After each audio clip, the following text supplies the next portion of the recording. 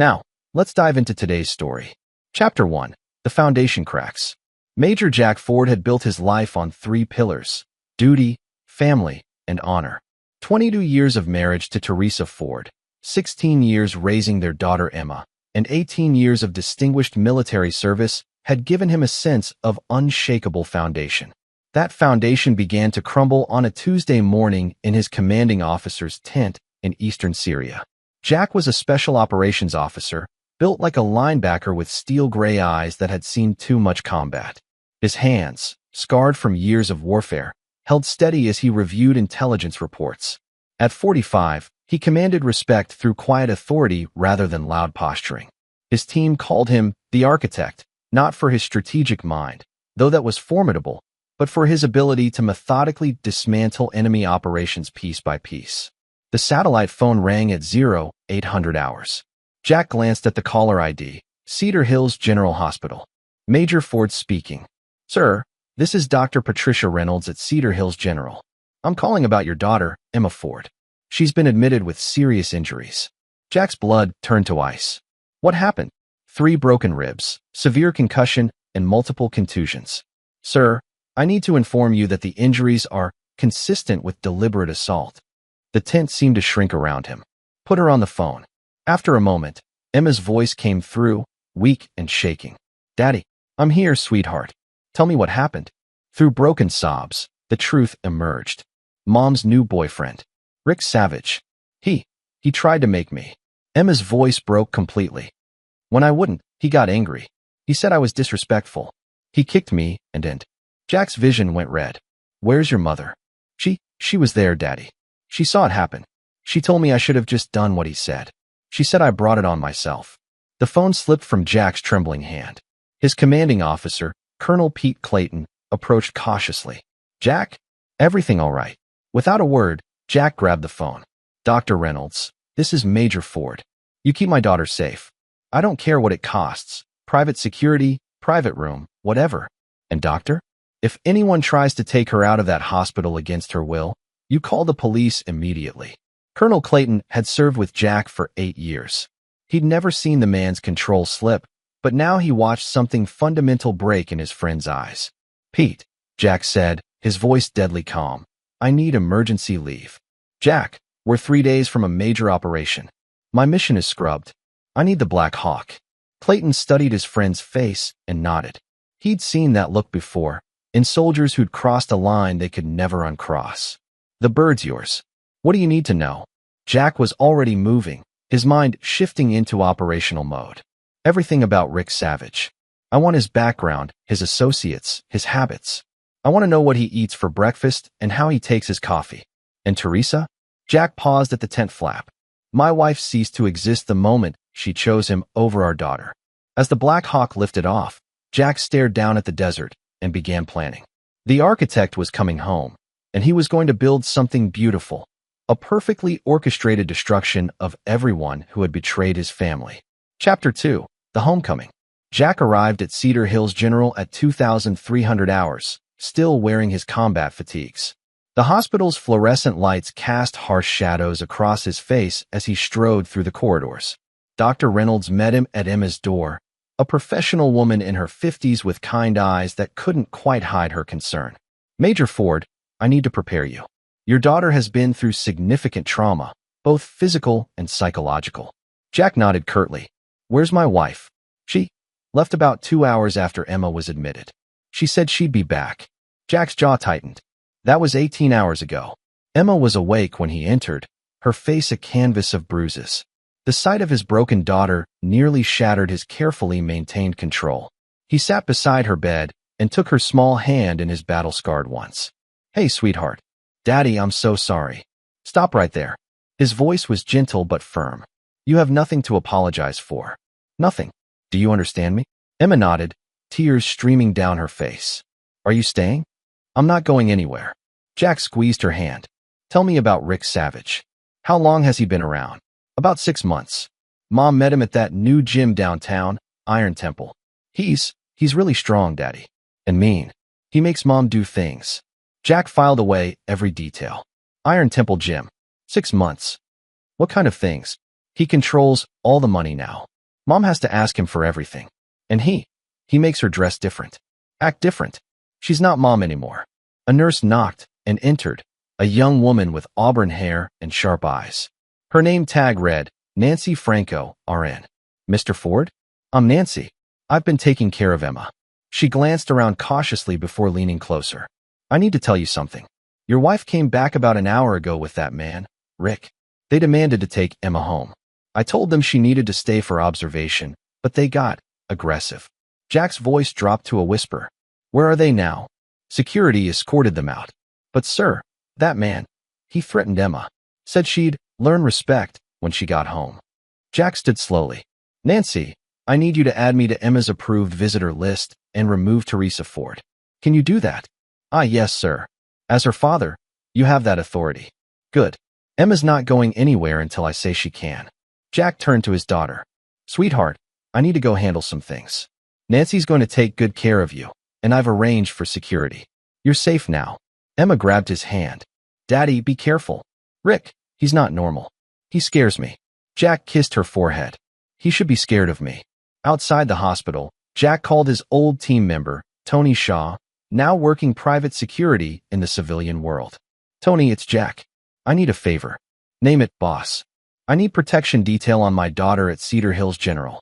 Round the clock. And Tony, if anyone tries to remove her from that hospital, you stop them. I don't care who they are. Copy that. Anything else? Jack stared at his reflection in the hospital's glass doors. The man looking back wasn't the husband and father who'd left for deployment 6 months ago. This was someone harder, colder. Yeah, I need everything you can dig up on a man named Rick Savage. And Tony? This one's personal. Chapter 3, The Investigation. Jack checked into a hotel across from Iron Temple Gym at 0600 hours. From his window, he had a perfect view of the entrance. He'd learned that Rick Savage was a creature of habit, arriving at the gym every morning at 0700, leaving at 0900, then spending his days managing what appeared to be several questionable business ventures. The intelligence Tony Shaw had gathered painted an interesting picture. Rick Savage, 38, had served 2 years in county jail for assault, ran an underground fighting circuit, and had connections to several unsavory characters. More importantly, he was living in Jack's house, sleeping in Jack's bed, and had somehow convinced Teresa to sign over power of attorney. Jack spent 3 days observing, learning patterns, and building a comprehensive profile. Rick was strong but undisciplined, aggressive but predictable. He surrounded himself with sycophants and treated everyone as either a threat to be eliminated or a tool to be used. On Thursday morning, Jack's surveillance paid off. He watched Teresa emerge from his own house, walking differently, smaller, more cautious. She'd lost weight, and her usual confident posture was replaced by something that looked almost like fear. His phone buzzed. Dr. Reynolds. Major Ford, your daughter is asking for you. Also, I thought you should know, your wife has called 6 times demanding Emma's release. Each time, she's been with that man. I'll be right there. At the hospital, Jack found Emma sitting up, looking stronger.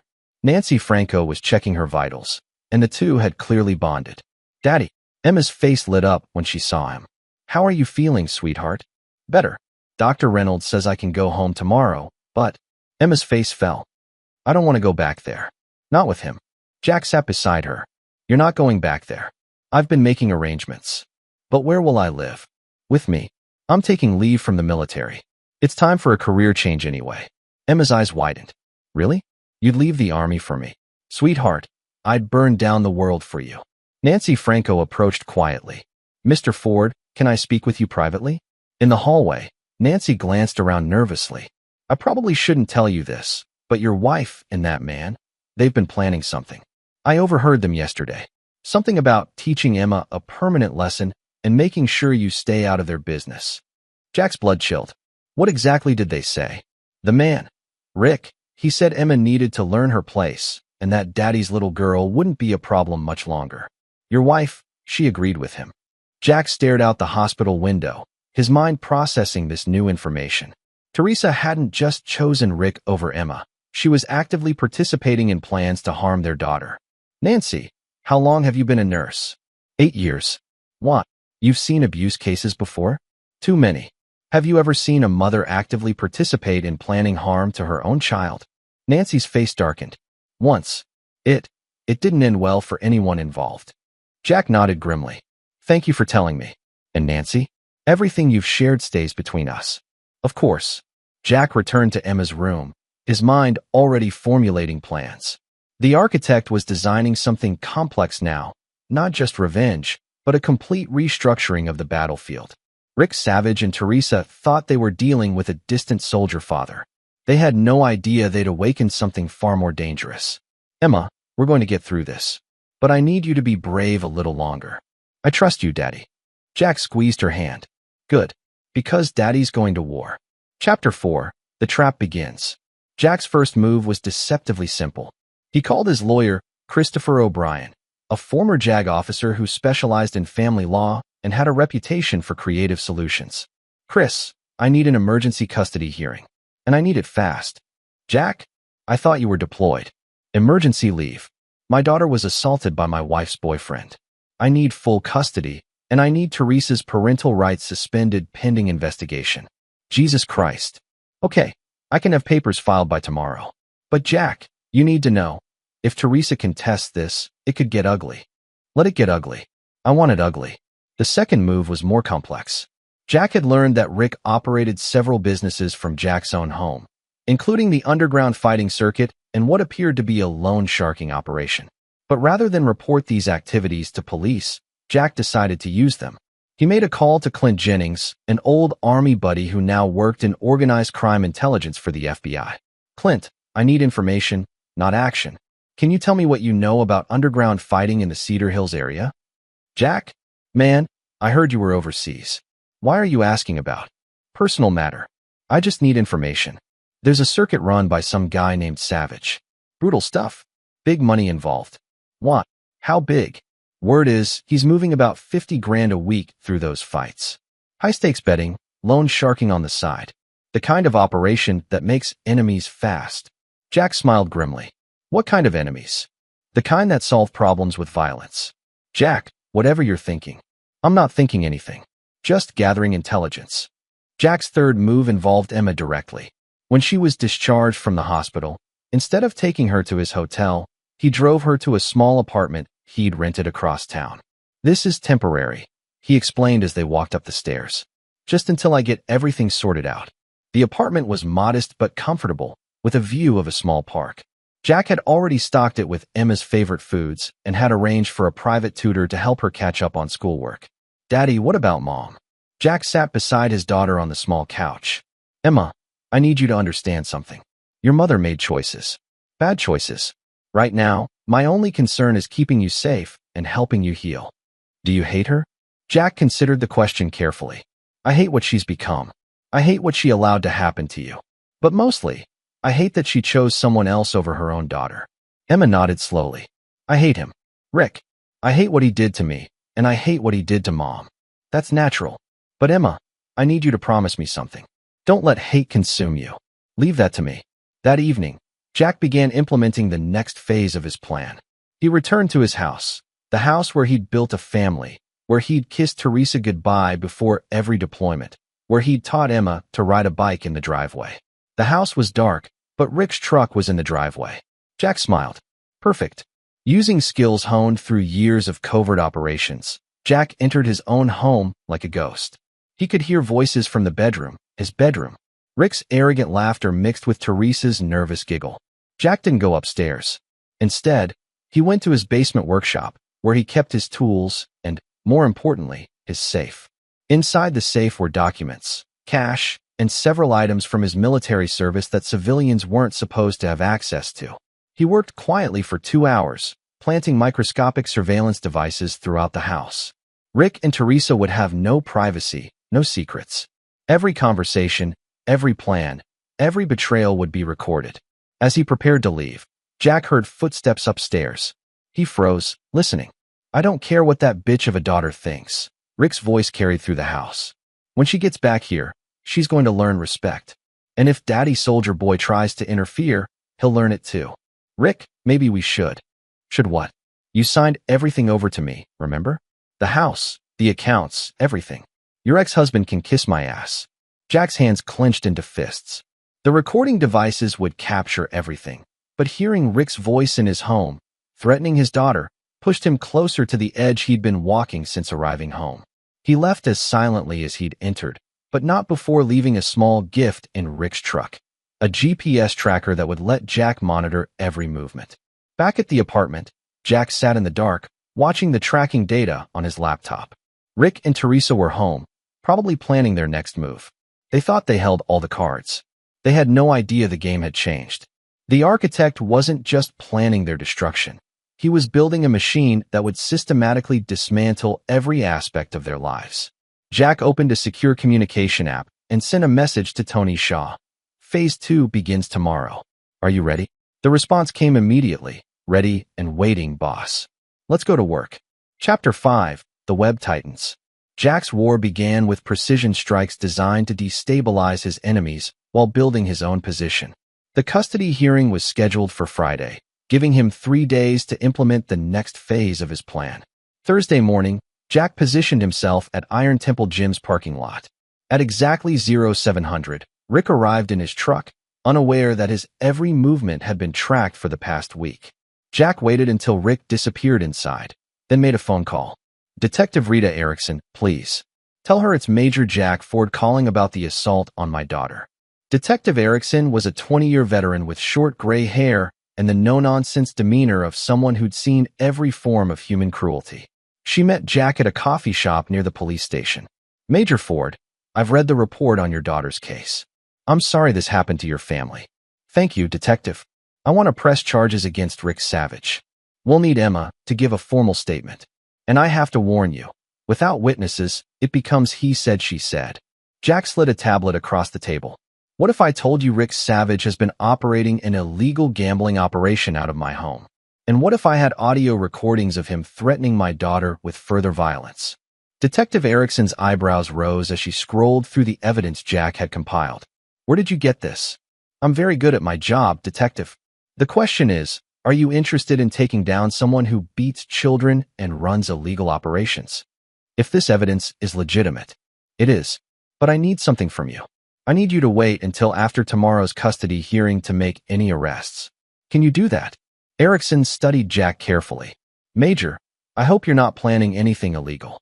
Detective, I'm a soldier. I follow orders and respect the law. But I also protect my family by any means necessary. After the meeting, Jack drove to the courthouse where Christopher O'Brien was filing the custody papers. His lawyer met him in the parking lot with an unusual expression. Jack, we might have a problem. What kind of problem? Teresa's hired a lawyer. Donald Steele. He's expensive and ruthless.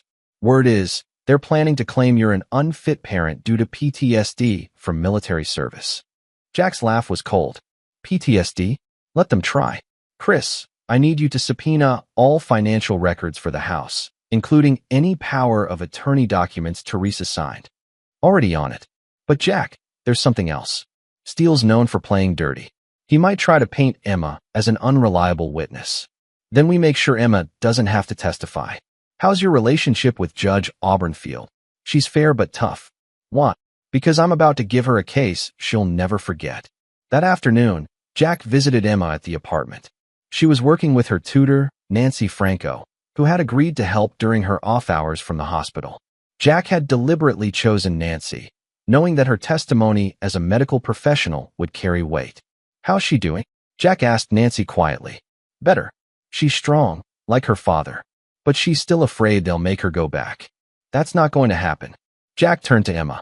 Sweetheart, how would you feel about staying with me permanently? Emma's face lit up. Really? But what about Mom? Your mother made her choice. Now I'm making mine. That evening, Jack implemented his most devious move yet. He returned to his house, but this time, he didn't sneak in. He walked through the front door like he owned the place, which, legally, he still did. Rick was in the living room, watching television. Teresa was in the kitchen. Both froze when they saw Jack. Hello, Teresa. Jack, I thought you were overseas. Emergency leave. Funny thing about family emergencies. They tend to bring out people's true natures. Jack's gaze shifted to Rick, who had stood up and was trying to look intimidating. So you're the famous husband, Rick sneered. Teresa's told me all about you. And Emma told me all about you. Jack's voice remained calm, but something in his tone made Rick take a step back. Look, soldier boy. Major. And you look. This is my house. Those are my dishes in the kitchen. That's my furniture you've been sitting on. Most importantly, that's my daughter you put in the hospital. Rick's face reddened. Your wife invited me here. She signed everything over to me. You've got no claim to anything anymore. Jack smiled. Is that what you think? Teresa, show me these documents. Teresa fumbled through a stack of papers on the counter. Her hands were shaking as she handed them to Jack. He read through them quickly, his expression never changing. Interesting. Teresa, did you read these before you signed them? Rick explained everything. I'm sure he did. Did you notice that you signed over power of attorney for the house, but not ownership? The deed is still in my name. Exclusively. The color drained from Rick's face. That's impossible. And did you notice, Teresa, that you signed over access to the joint accounts, but not the military accounts? The accounts that contain most of our actual assets. Jack folded the papers and put them in his pocket. Gentlemen, as the homeowner, I'm giving you 30 minutes to collect your belongings. After that, you'll be trespassing. You can't just. Rick started forward. Jack didn't move, but something in his posture changed. Suddenly, the living room felt much smaller, and Rick looked much less intimidating. Rick, you put my daughter in the hospital. Right now, I'm being remarkably civilized about this. Don't test my patience. Teresa, tell him. Jack turned to his wife of 22 years. Teresa, you have a choice. You can leave with him, or you can stay and we can try to work through this. But if you stay, Rick goes. And if you leave, you don't get to come back. Teresa looked between the two men, tears streaming down her face. Jack, I love him. Jack nodded slowly. Then you've made your choice. Both of you have 30 minutes. As Jack watched them pack, he felt no satisfaction, no victory. Only the cold certainty that the first phase of his plan was complete. Rick and Teresa thought they were losing a battle. They had no idea they'd just walked into the opening moves of a war they couldn't win. Chapter 6. The Custody War.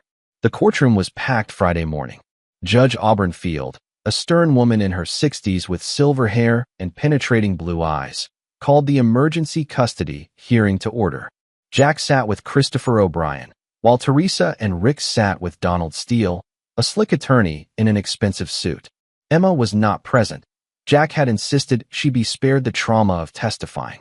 Instead, Nancy Franco sat in the gallery, along with Dr. Reynolds from the hospital and Detective Rita Erickson. Your Honor, Donald Steele began. We contend that Major Ford is an unfit parent due to his military service and extended deployments. Furthermore, his recent behavior shows signs of instability and potential violence. Judge Field looked unimpressed. Mr. Steele, do you have evidence of this alleged instability?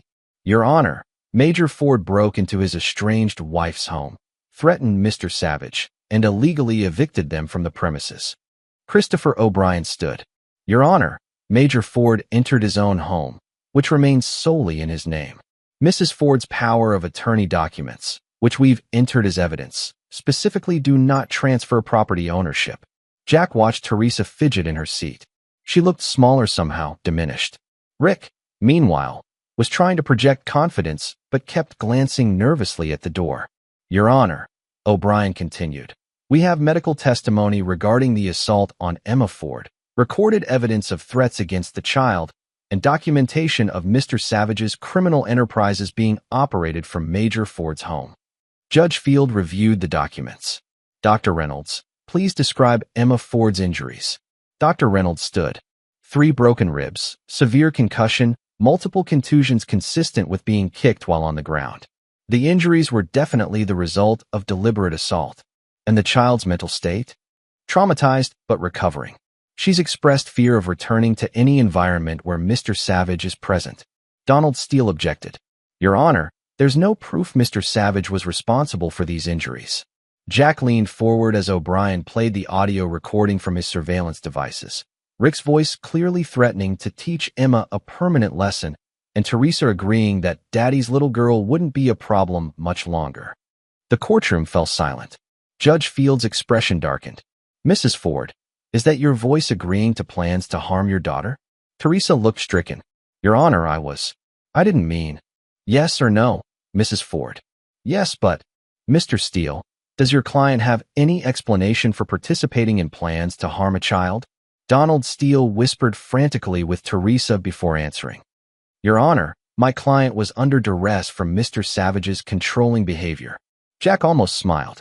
They were throwing Rick under the bus to save Teresa. But O'Brien was ready. Your Honor, if Mrs. Ford was indeed under duress, why didn't she report Mr. Savage's abuse of her daughter? Why didn't she seek help? Instead, she participated in planning further harm.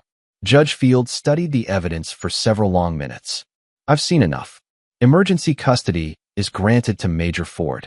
Mrs. Ford's parental rights are suspended pending a full investigation by Child Protective Services. Furthermore, I'm issuing a restraining order preventing Mr. Savage from coming within 500 feet of Emma Ford. Rick shot to his feet. This is bullshit. That kid is lying and… Mr. Savage, Judge Field's voice cut through the courtroom like a blade. You are not a party to this proceeding. If you speak again, you'll be held in contempt. As the hearing concluded, Jack felt his phone buzz. A text from Detective Erickson. Arrest warrant signed. Moving in 1 hour. Jack caught Teresa's arm as she left the courtroom. I'm sorry it came to this. Teresa's eyes flashed with sudden anger. Sorry? You destroyed my life. No, Teresa. You destroyed our family. I'm just cleaning up the mess. This isn't over, Jack. Rick won't just disappear. He's got friends, connections, people who owe him favors. Jack's smile was cold. I'm counting on it. As Jack walked out of the courthouse, he felt his phone buzz again. This time it was Tony Shaw. Package delivered. Phase 3 is ready. The architect's design was becoming clearer. Rick Savage thought he was a predator, but he'd been hunting in the wrong territory. Now he was about to discover what happened when you threatened a special operations officer's family. Jack drove to the apartment where Emma was waiting. When he walked through the door, she ran to him. Daddy, Nancy told me about the hearing. I don't have to go back. Never. You're staying with me permanently. Emma hugged him tightly. What happens now? Jack looked out the window at the peaceful street below. Soon, that peace would be shattered as his plan moved into its final phases. Rick and Teresa had no idea what was coming. Now, sweetheart, we start our new life. And Daddy finishes some old business. Chapter 7. The Unraveling. Jack's phone rang at 0600 Saturday morning. Detective Erickson's voice was grim. Major Ford, we have a problem. Rick Savage is gone. What do you mean gone? We raided your house this morning.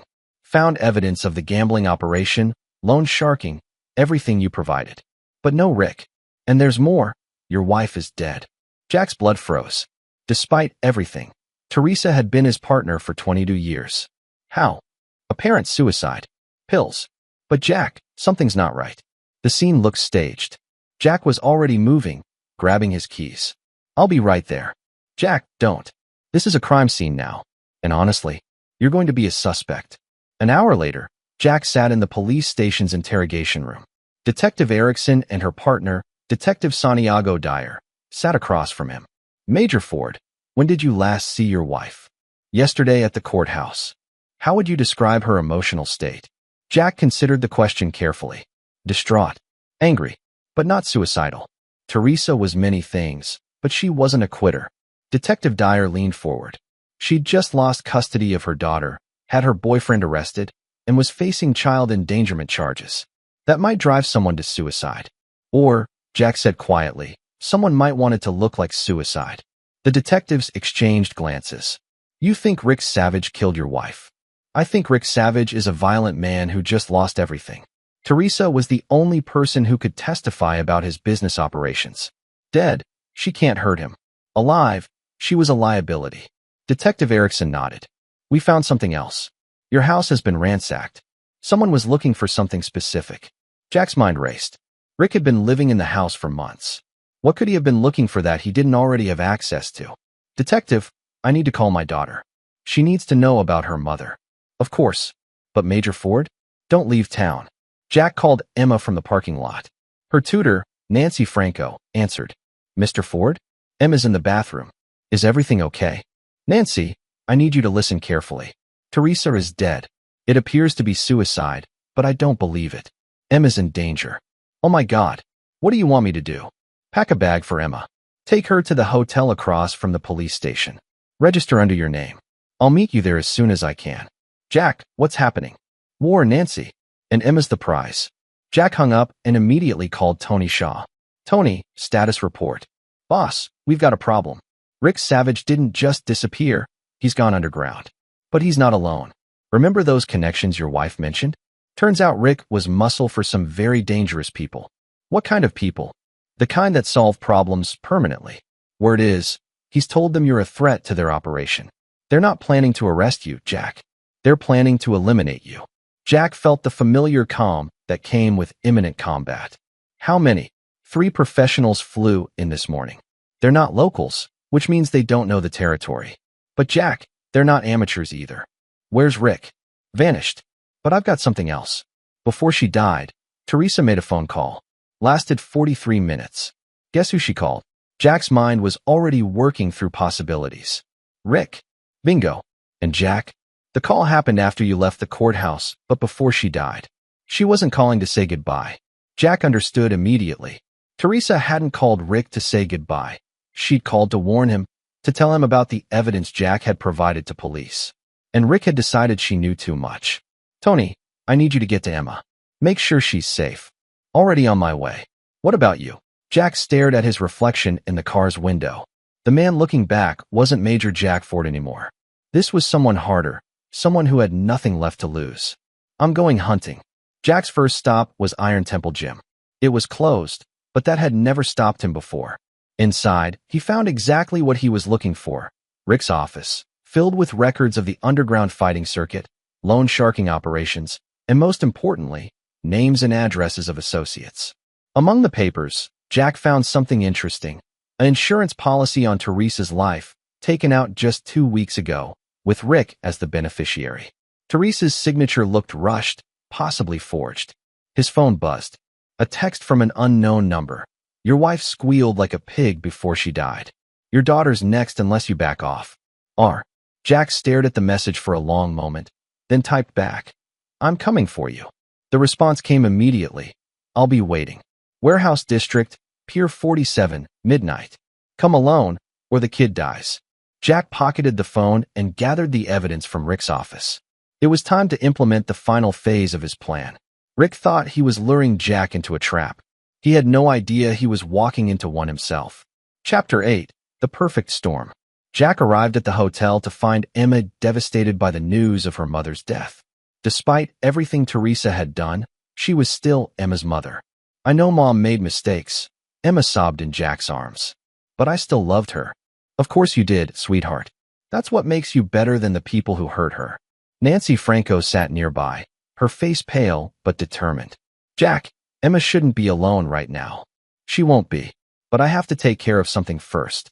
Jack turned to Tony Shaw, who had arrived with additional security. 2 former Special Forces operators named Clint Jennings and Abel Price. Gentlemen, here's the situation. Rick Savage killed my wife and is planning to eliminate my daughter and me. He's got professional help, and he thinks he's got me cornered. Tony studied the tactical layout of the warehouse district on Jack's laptop. It's a good kill zone. Multiple escape routes, water access, lots of places to hide shooters. Which is why we're not playing his game. Jack opened a detailed schematic of the warehouse complex. I've been planning this for 3 days. Rick thinks he's calling the shots, but he's about to walk into a coordinated operation. Abel Price, a compact man with sharp eyes, leaned forward. What's the objective? Rick Savage and his associates disappear permanently. But it has to look like gang violence, not military action. These men are criminals who made enemies in the wrong business. Jack outlined his plan with the precision of a military briefing. Phase 1 would involve Detective Erickson discovering evidence that Rick's criminal associates had turned on him. Phase 2 would be the warehouse confrontation, where Rick's own greed and arrogance would be turned against him. Phase 3 would be cleanup and ensuring Emma's permanent safety. Jack, Tony said quietly, this isn't Syria. This is American soil with American laws. Rick Savage beat my daughter nearly to death, murdered my wife, and is threatening to kill my child. He lost the protection of American law when he declared war on my family. Nancy Franco, who had been listening quietly, spoke up. Mr. Ford, I understand your anger, but... Nancy, 3 days ago, you told me you'd seen a mother participate in planning harm to her child. You said it didn't end well for anyone involved. What did you mean? Nancy's face darkened. The mother died in a gang shooting. The boyfriend disappeared. The child went to live with relatives out of state. And who arranged for the gang to be in the right place at the right time? Nancy met Jack's eyes. The father. He was a police detective. Jack nodded. Sometimes the system fails. Sometimes justice requires creative solutions. At 2,200 hours, Jack kissed Emma goodbye. I'll be back before morning, sweetheart. Daddy, be safe. Always am. But as Jack left the hotel, he wasn't thinking about safety. He was thinking about the warehouse district, about Rick Savage's arrogance, and about the precise application of overwhelming force. The architect had designed something beautiful, a trap that would eliminate threats while appearing to be the inevitable result of criminal infighting. Tony Shaw and his team were already in position. Detective Erickson had discovered evidence that Rick's associates were planning to eliminate him to protect their operation. Multiple units were responding to reports of gang activity in the warehouse district.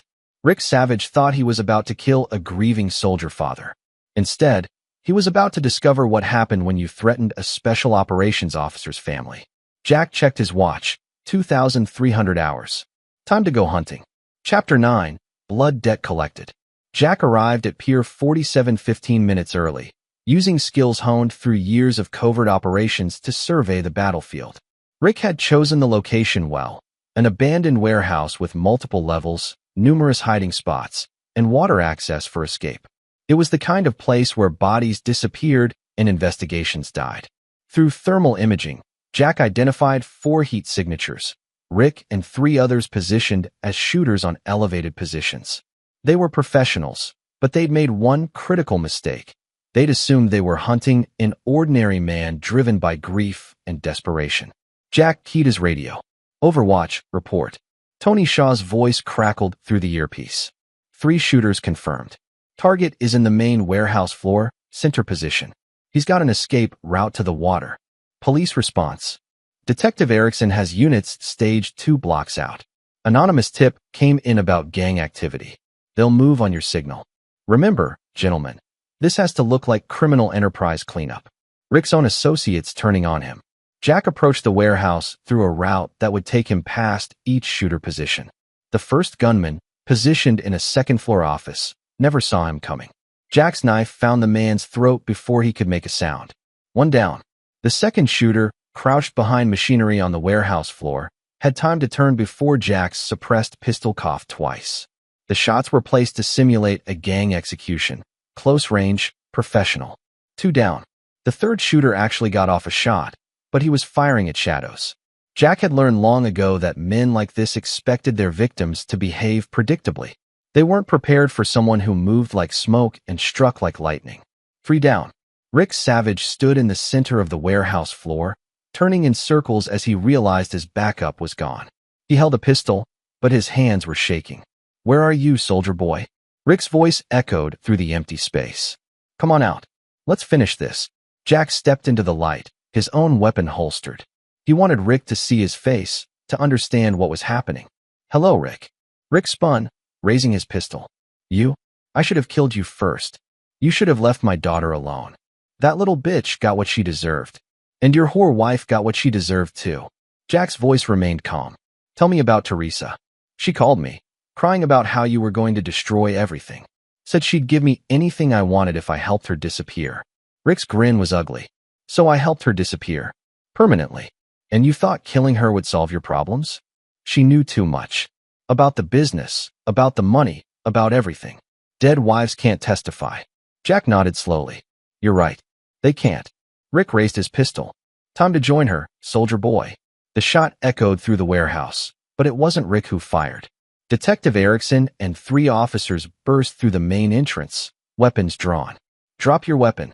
Rick spun toward the police, his pistol still raised. The officers fired simultaneously. Rick Savage collapsed, his body hitting the concrete with a wet thud. Detective Erickson approached Jack carefully. Major Ford, are you injured? I'm fine, Detective. What happened here? Jack gestured to the bodies of the 3 gunmen. Looks like Rick's associates decided he was too much of a liability. Gang violence. These things happen in criminal enterprises. Detective Erickson studied the scene with professional eyes. 3 professional gunmen, all shot execution style. Rick Savage, killed while threatening police officers. It was clean, justified, and completely legal. We'll need your statement. Of course. As the police processed the scene, Jack walked to the warehouse windows overlooking the harbor. His phone buzzed, a text from Tony Shaw. Package delivered. Emma's safe. Mission complete. Jack stared out at the dark water, thinking about Teresa, about the 22 years they'd shared, about the woman she'd been before Rick Savage corrupted her. He felt no satisfaction in her death, only a cold certainty that justice had been served. His phone rang. Emma's voice was small and frightened. "Daddy? Are you okay? I heard sirens." "I'm fine, sweetheart. It's over. Rick can't hurt anyone anymore." "What happens now?" Jack looked at his reflection in the warehouse window. The man looking back was no longer Major Jack Ford, Special Operations Officer. That man had died the moment Emma called from the hospital. This was someone new, a father who had protected his child by any means necessary. "Now we go home. I'm buying us a house far from here. Somewhere you can be safe and happy. Just us, sweetheart. You and me against the world." As Jack left the warehouse, he thought about the foundation he'd built his life on: duty, family, and honor. Rick Savage and Teresa had tried to destroy that foundation, but they'd only made it stronger. Different, perhaps, forged in blood and tempered by betrayal, but unbreakable. Emma was waiting for him at the hotel, safe in Nancy Franco's care. She ran to him when he walked through the door, and Jack held his daughter close, breathing in the scent of her hair. "I love you, Daddy. I love you too, sweetheart. More than anything in this world." The architect had completed his final design. Rick Savage was dead, Teresa's betrayal had been answered, and Emma was safe. The debt had been paid in full. Jack Ford had learned that some foundations, once broken, could never be repaired. But sometimes, from the rubble of the old, you could build something new, something stronger, something that would never break again.